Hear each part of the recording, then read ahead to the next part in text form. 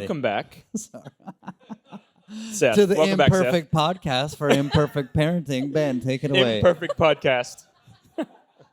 We are imperfect. We just started a whole new podcast. This is for sure. Oh, subscribe today. Yes.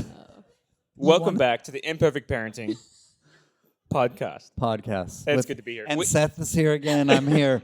Seth So is here. it's- If you couldn't tell, Like So you never we're left. Yeah, you probably never hear left. I've been noise. here the whole time. We're If here you on- missed the first one, we're in the room live at the Imperfect Parenting Movement. Come on, there we go. Movement gathering. Yes. And Seth, if they miss this in person, what should they do? Oh, they need to go buy the recordings.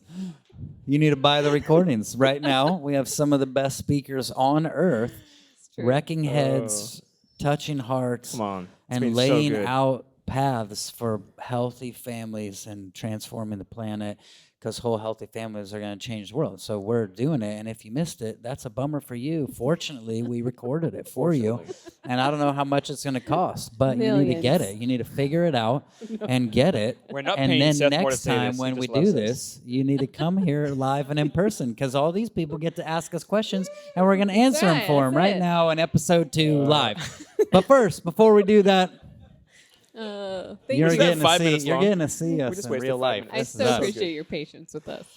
Yeah. Go ahead, help us. I Okay, just we got our pretend- memes. We have our Okay, memes. Like we always memes. do. We got to do memes. Yeah. I like this one. Go. You want to do this one? Brittany hasn't done one yet. I'm going to do the last one. Okay. 'cause All right. It's the mom one. I'll do this one. It says, I love the toddler calendar. Yeah. Today is tomorrow. Christmas was yesterday. And they don't need to brush their teeth right now because they brushed them last year. But here's the reality for us. Now that our boys are here, I brought my son August. Yes. Him and Lincoln are roaming somewhere in But the church. they have the 10-year-old calendar. They have the 10-year-old calendar, which is Similar to this. I not don't teeth need to anymore. take a shower. Ever. I'm just glad it's not my boys, not the You're only not ones alone in this? that are. Yeah, like my sons don't want We to take a started shower. Like, talking. son, Yeah. I can see your hair is like super gnarly.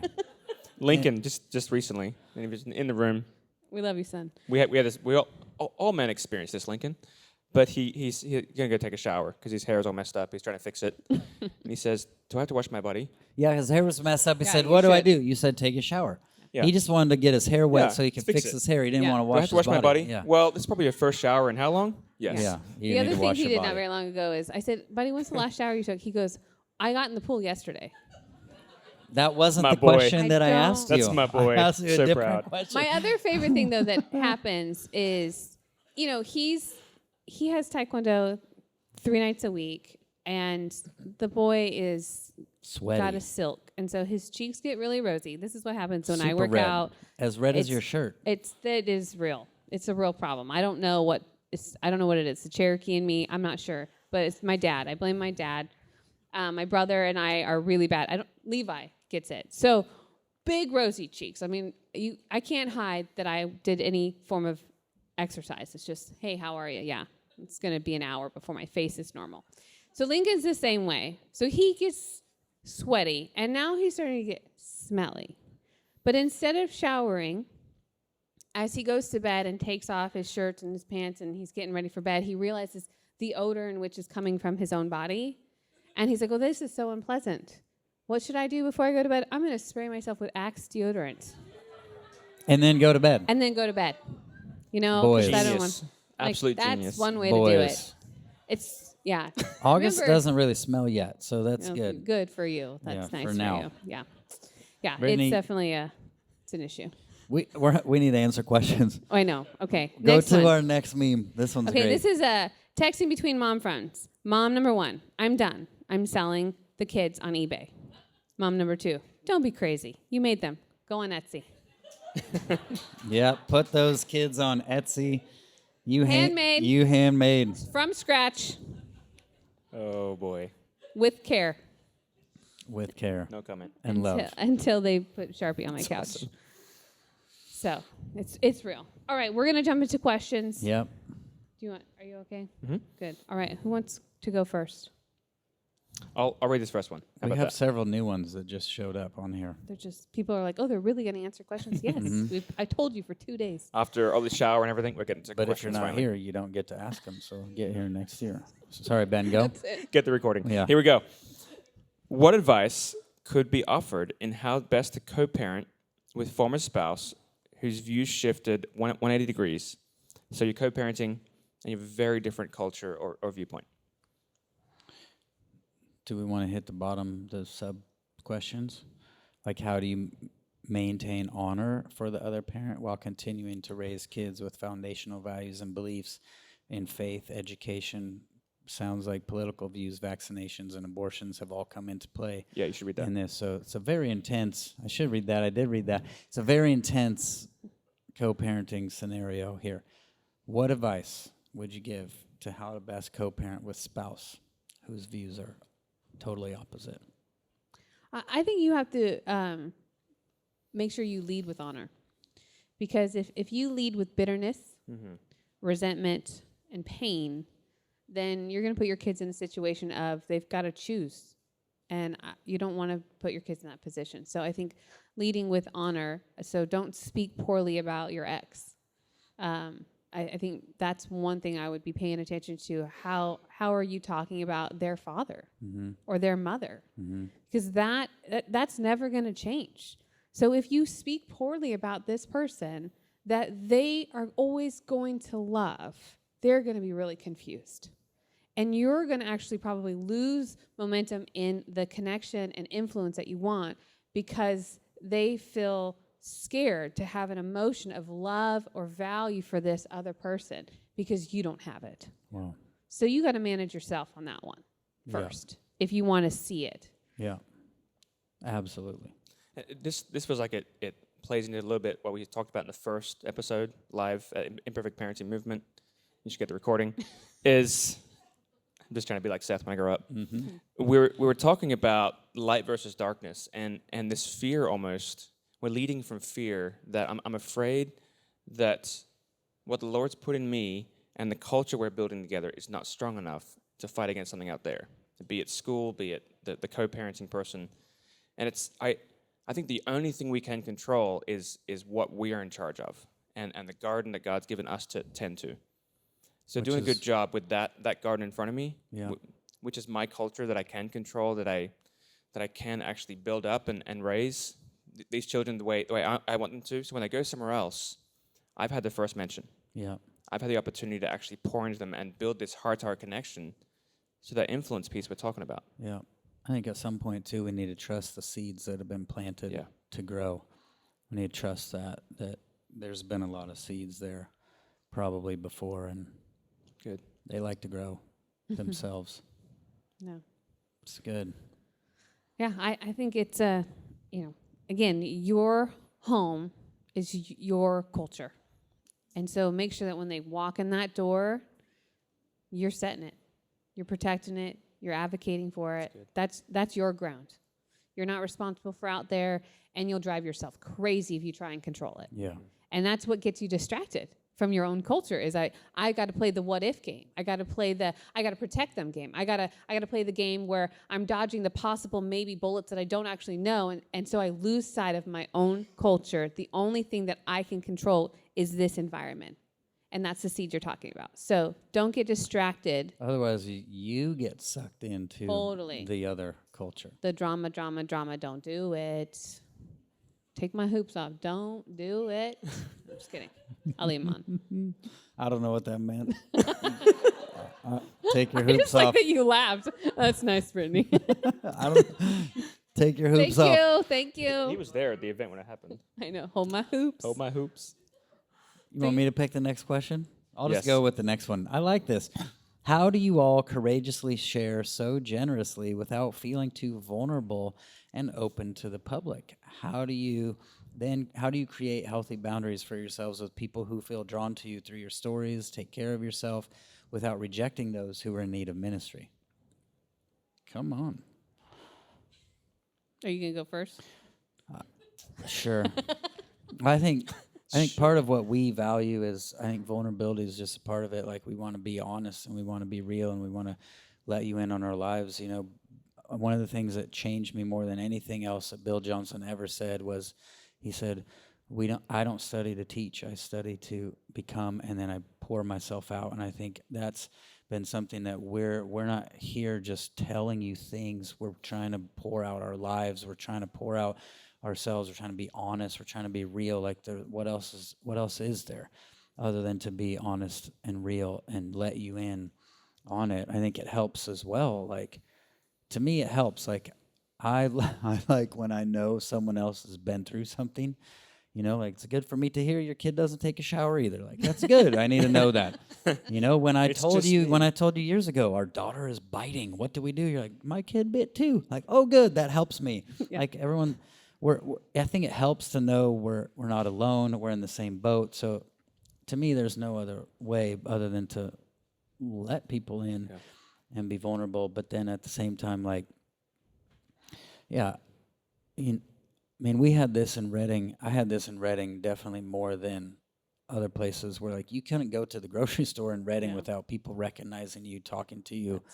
Just because Reading is a small town, big church, and everyone kind of knows you. So it's like, I don't know how Danny would go grocery shopping or Bill Johnson. He doesn't go grocery shopping. Oh, okay. That's why. Yeah. That's how you set boundaries. Just stay in the house and don't leave.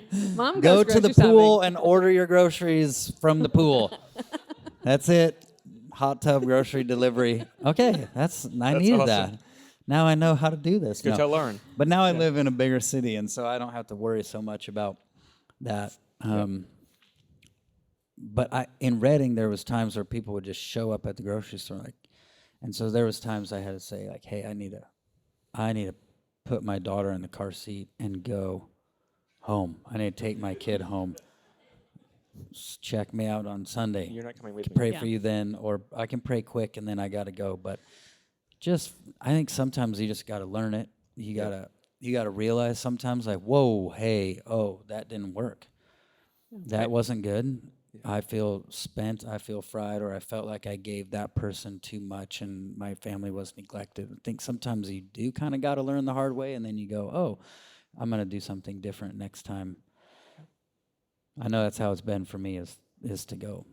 I've had a couple of those. I think my two thoughts on this question. One is where we are, and I'll talk to myself. I am never sharing stories that I haven't had victory in yet.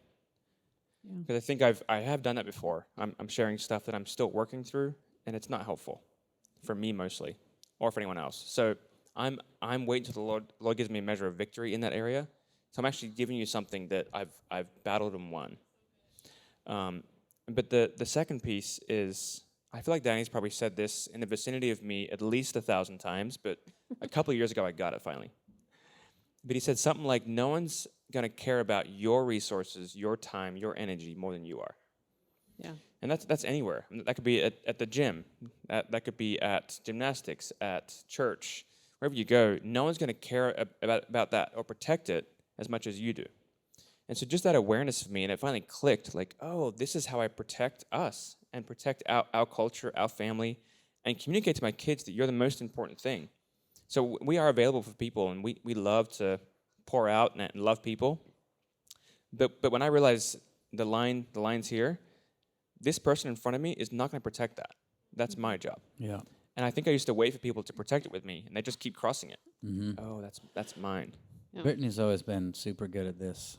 Last My night was a great personality. example. If you were here Were you for there the at my house? I VIPs, set a really loving boundary. if you signed up for VIP, you'd be at Brittany's house last night with all of us eating food There's and no recording. hanging out. There was no recording. You had to get in VIP only for that one. But at 8 o'clock, Brittany's like, "Hey, want to talk to everybody? You got to go." And she's like, I was softer than that. nicer, Yeah. but she quickly moved everybody out real fast. And that's the You can thing. clap for boundaries. It's okay. Because Brittany had to sleep because she had to come here and run a movement gathering, and we needed to sleep, and we had to get kids in bed and all the stuff. So she kicked everyone out. Like, hey, welcome to our house. Bye. It's just like that. 3 hours later. Yeah. 2. It is, I mean, the stories we tell, I've asked my kids, can we tell these stories? Especially when they get to the age where I know they're going to be really impacted by it. The toddler stories when they're younger, I don't know that they would have been impacted as much. But, you know, in my book, there's a really intense story. And Delaney was in the process with me writing that chapter because what I care about the most is that she feels covered and that, you know, in telling her story, she doesn't believe that that story defines her. That was one bad moment. Like, I'm in a book too, guys. I don't know if you remember this, but I have my one bad moment on display for eternity. I don't know how many mentions I get in books, but I had that one. Everyone's like, so what was it like for you to be caught making out with a guy by Chris Valentin? I'm like, I love that you're asking me when I'm 30 this question. Like, I don't remember, but embarrassing? Yeah. Because she met me and just everything else paled in comparison. Yeah. Okay, we can move on. That felt better. I think that's really good, though. That's what you said. To me, there's a difference between vulnerability and exposing. Good Yeah. stuff. You're not exposing your kids. You're not exposing your family. You're not exposing you're being vulnerable. Like, we had victory. We've come through this. We've talked to our kids. They know they're okay with this. Here you go. There's a Boom. partnership. And now you have victory on a silver platter handed to you, rather than like, let me just expose everything that's ever taken place. Like, no. Yeah, and I'm not. My heart is rooted in, and this is the value that I have, is that everybody's role and destiny that God has assigned to you is different. Ours might just be on a stage. Yours might be in a coffee shop or in a classroom or in the home. I don't know where yours is, but mine happens to be with the microphone, so I get a little louder, which means I tell more stories, which means I have to make sure that my kids and I are really connected. Because if I start talking about marriage and Ben and I are not connected, it's not good. You know, this is how you do this stuff, but I'm pissed at him. That is not going to work. I got to figure Which this happened out. one time. One time? That's at one time. I don't even remember what one time was that. You got pissed at me? Oh, no, I know that happens. Brittany's been but mad I mean, at me a talking about lot. it when I pissed at you. But I think it's just paying attention to, I got to stay connected to these people, and I can't expose them because I'm frustrated at them. I have to cover them, and I have to, you know, this is part of our family culture creed, is that we help families. And so when we're in this room with this conference and we're talking about things, I'm even checking in with Delaney because I'm going to talk about her tonight. And I said, you good with me? And she's like, yeah, let's do it. Because she knows the value of testimony. She knows what happens when we speak that hope into existence, how it changes lives. And that's what we're called to do. And we're called to give hope. And so part of being vulnerable and honest is, okay, this is our assignment. Is we're breaking off fruit from our own life and giving it to you as a victory. And hopefully you can avoid that pothole, because I don't want you having a flat tire. I think it's cool with her, too. It's like you're sharing her victory. Yeah. Her battle, her victory. Like, And when just she's look at on what this stage, God she'll did. be Look- doing it for herself. Yeah. We had this happen recently for our anniversary. We went somewhere, and just in the car, we're just having this conversation, and we're just breaking our life off again with our driver, this woman who's married, and having this conversation. We leave for 5 days, and we just talked about things we always talk about from our own story and things we've learned. Yeah. She picks us up, and she says, I did that thing. And my husband said he's ready to go to counseling for the first time ever because you guys just shared your story. Yeah. We talked about, choosing each other, that the only person that can do that is you. You have to choose them. We do this on the stage. We do it in the car. We do it at home. We do it It's coffee shop. Yeah, kind of help ourselves. We are going out there, doing the work. Yep.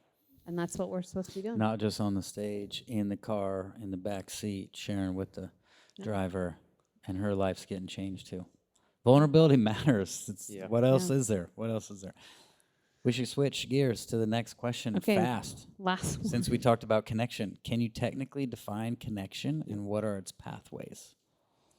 I think of connection as that love and safety are allowed in the home. That someone feels really loved. They feel known in that place of being loved. And they feel safe. And which safe means that I can tell you when you've hurt me and I'm not going to be in trouble. I can tell you that I'm scared and I won't be rejected. I mean, I think that is a deep place of connection, is a loving, intimate exchange. And love and safety is kind of a big component of those for me. And safety is usually created when they've made a mess and how you handled it. Mm-hmm. High levels of Creates trust. the safety or destroys the safety. And it's in both directions too. I mean, we're here talking about parenting a lot, and I think that my children, our kids, get to do the same thing. It's not just us talking to them, but they get to come to us and say, "You hurt me. That didn't feel good. When you said that one thing, like, I'm so glad you told me." And Danny's on this rampage, I think, talking about truth, just this power of truthing people, because that's what builds trust. That's what actually deepens the connection, is the ability to tell you what's happening inside of me. And so the safety, that the practice of that and vulnerability and all the things we're talking about creates this opportunity to actually let you see my heart, which is what we all want. I want to know what's happening inside of you. I think so many marriages are disconnected because we don't know how to show each other our heart. When that begins to happen, safety sets in. I think another thing that's important to keep in mind is anytime we feel angry, we probably have something else going on underneath it, and anger is not the problem. Like, anger is a fruit, and we got to figure out, am I scared? Am I hurt? Am I lonely? Am I sad? All the things am I powerless? Oh, I feel powerless in this situation. And I think that's a good sign too, to go, anytime I feel anger, I want to look a layer deeper, so then I can go, here's what's really going on. Here's what's really happening. Yeah. Now you're letting them see it. Yeah. I know for me too, with my kids, I think like working on stuff like that, it's always, I like to tell them like, hey, today I felt really scared when this happened. I'm like, Dad, you did? Yeah. And I tell them, and now I'm creating a place for them to go, oh, now I can tell you when I feel scared. Now I can tell you what happened with me today. I don't expect them to just share all the time. You know, it's like, hey, how was school? No, I'm like, hey, let me tell you about my day. What about yours? So I think there's that element too of like, I'm going to demonstrate it to you and show it to you, so then you now know it's safe. If you're wondering if your kids feel safe, it's usually they can give you feedback. So if your kids don't give you feedback, hopefully it's because they just don't know how to talk yet. Yeah. Because I think that's the thing that's really often missing in homes, is that children have a valuable enough voice to say, I didn't like that, and you are willing to listen, that you're willing to receive that feedback. So if you're curious if safety's loud, I would check that before you wreck it. Check it before you wreck Check it before you wreck it. Yeah. That's a great ending phrase right there. That is. Check yourself before you wreck yourself. There you go. These gunshot wounds are bad for your health. That's the real song. That's the real song. All right. Well, That this was another episode. It was a great episode In the room. of We're in Imperfect the room. Parenting podcast. Movement. And Movement. Yes. get the recording bad. You need it bad. Thank you guys so much for joining us. Yes. Great to be here.